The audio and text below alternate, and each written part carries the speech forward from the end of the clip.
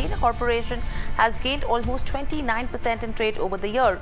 Now, to understand the growth drivers of their business going ahead, joining us is V. Kalyan Rama, who's the Chairman and Managing Director at Container Corporation of India. Welcome to the show, sir. To start off with, firstly, the recent port data that we look at, it's clearly indicating a robust growth in container volumes. If you could just help us understand how has it worked for you, and in which segments and which pockets are you seeing growth coming from? See, both container volumes, both EXIM and domestic, we are looking good. Actually, domestic growth was better in the first 3 quarters, but I think we'll be able to pick up EXIM volumes also, because things are looking bright. Now, after the GST settling down, the manufacturing sector is improving. And these IAP numbers, positive numbers, are always good for us because we are in the service sector. I hope both the sectors will give good growth. And as I gave a guidance of 12% volume growth for this year, I'm sure we'll be able to maintain that and make a little bit of improvement over that. Right. So that's in terms of where the volumes go. But what are the key growth drivers going ahead from the domestic as well as the EXIM business?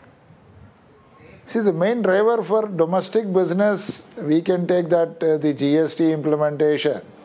This is going to change the way logistics are done in India. Let's take an example, the warehousing patterns. They're going to be changed. So we are looking for a change in our business model also.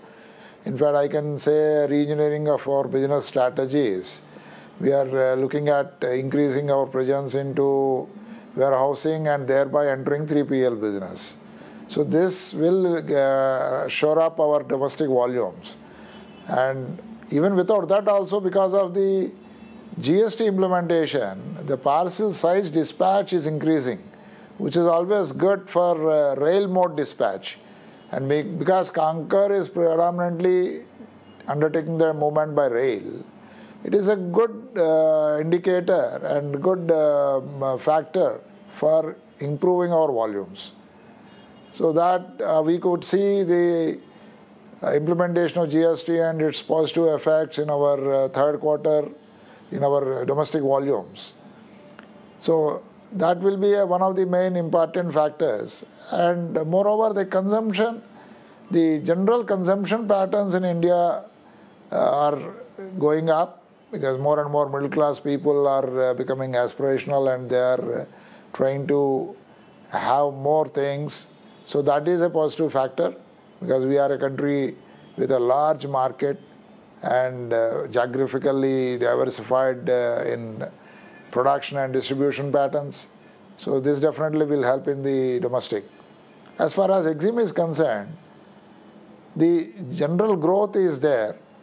And as I told you, 12% growth this year we are able to see. More and above this Make in India campaign.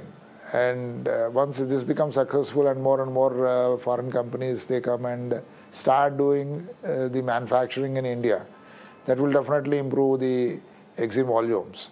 I think as a country, we are getting prepared for that, starting new ports, gateway ports. And we are also putting up more infrastructure. As in the program of that, we are having a target of doing 100 terminals by 2020. As of now, we are operating out of 75 terminals. And we want to take it up to 100 by 2020.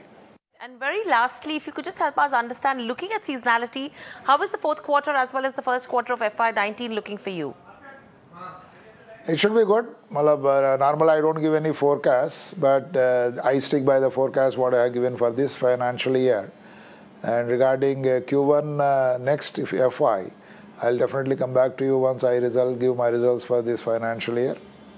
But this financial year, I think we are going to end positively, maintaining our guidance, whatever we have given.